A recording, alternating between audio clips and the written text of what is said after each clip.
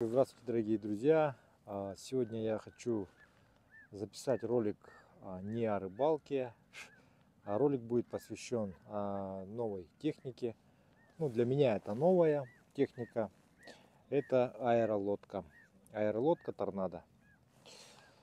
В прошлом году я познакомился с одним очень хорошим человеком. Это Александр Васильев. Именно у него производятся эти лодки. Он создатель и основатель бренда Торнадо Аэро. И он приехал ко мне в прошлом году.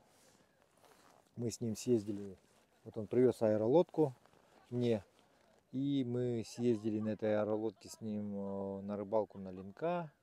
Сняли несколько фильмов. Ну, я фильм у себя снял.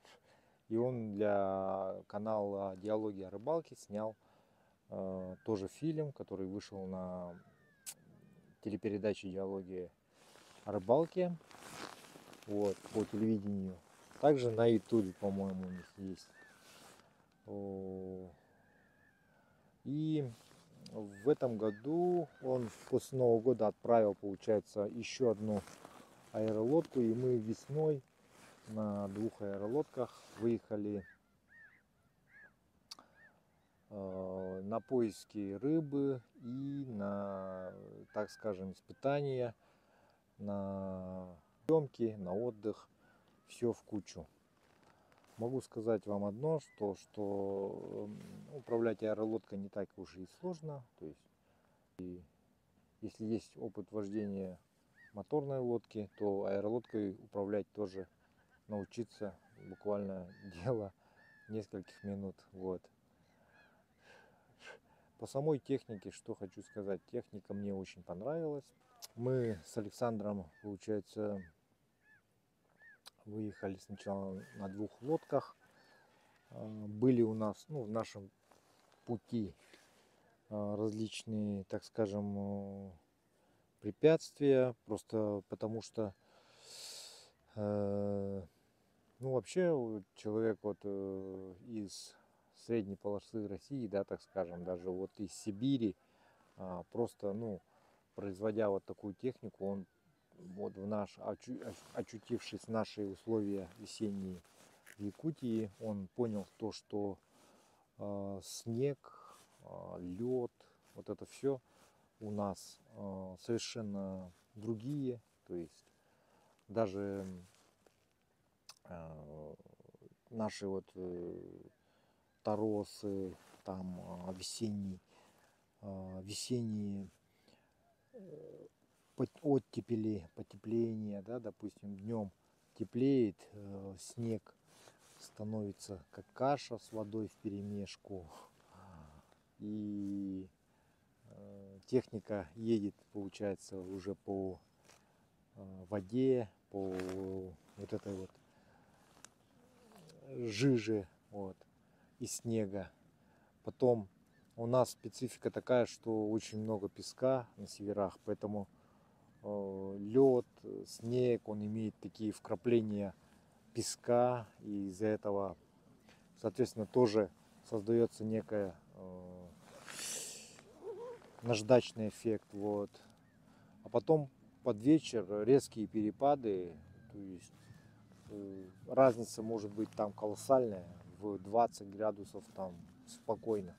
И даже вот сейчас летом все равно прохладно, перепады 20 градусов, если днем 27, допустим, вечером плюс 7 всего, да. И вечером все вот это превращается в лед, весь этот снег.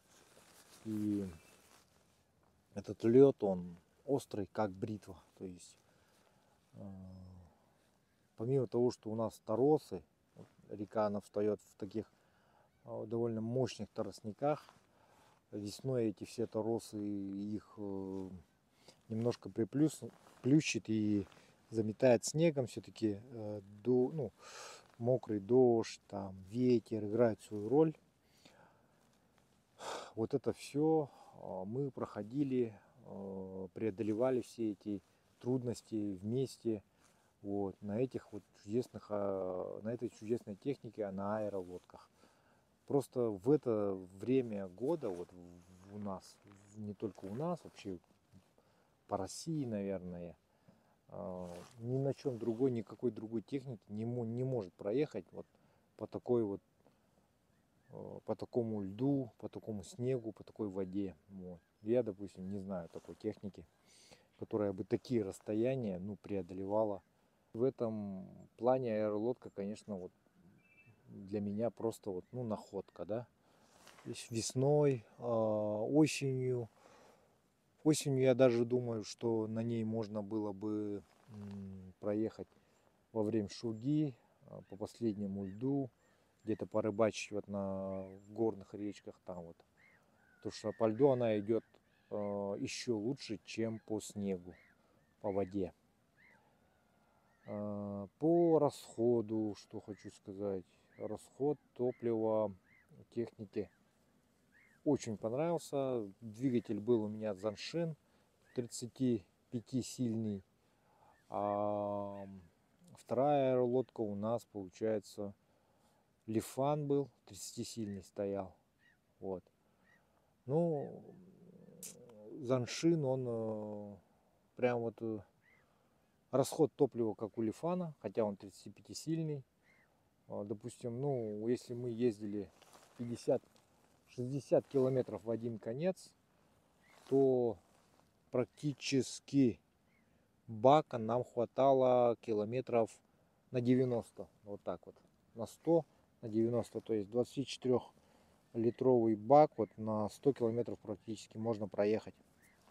Это даже с грузом. Но вот я заметил то, что когда ты садишься за аэролодку, то есть тут ты волей-неволей уже становишься все равно как пилотом. Пилотом, потому что нужно постоянно быть в курсе метеообстановки, всегда следить за розой ветров, чтобы ветер был всегда в спину, желательно. Вот. Если ветер встречный, то, соответственно, парусность у лодки есть, и она, ну, присутствует, и вы будете все равно ехать медленнее, и расход, соответственно, будет увеличиваться. Потом обязательно нужно учитывать груз, то есть, как и в любой лодке, будь то водомет, будь то моторная лодка, винтовая, мотор винтовой, нужно груз тоже уметь распределять. Вот.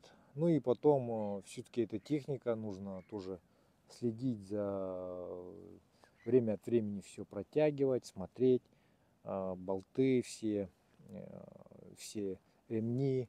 Свои нюансы есть в этой технике, вот, как и в любой технике. И у нас все равно были, я не говорю, что у нас прям все было супер гладко и так далее. У нас были какие-то мелкие поломки, с которыми мы, ну, справлялись. Вот. Хочется, конечно, отдельная благодарность сказать о семье Милюхиных, Евгению, Наталье, которые нам помогли, очень сильно помогли в этой поездке. И транспортом подсобили, и где-то что-то какие-то ключи там одалживали и так далее. В общем, спасибо Евгений, Наталья. Вот.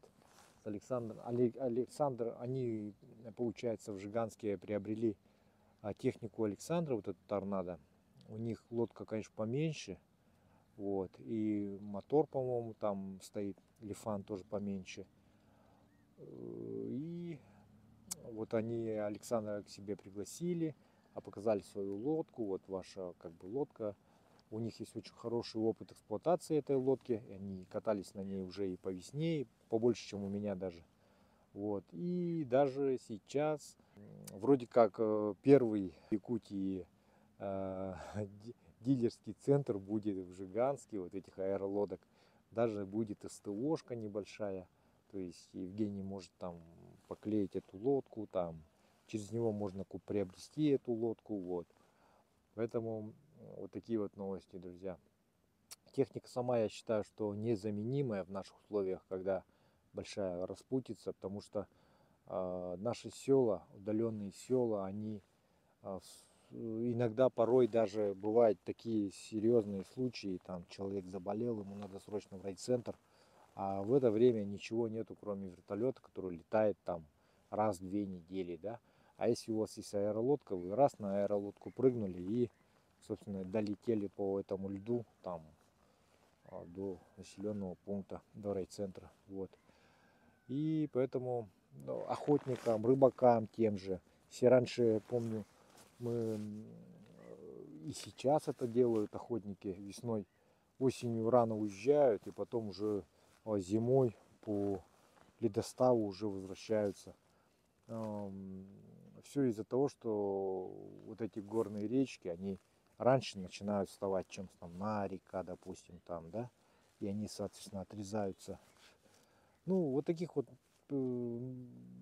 много нюансов, в которых можно было бы, конечно, использовать такую технику.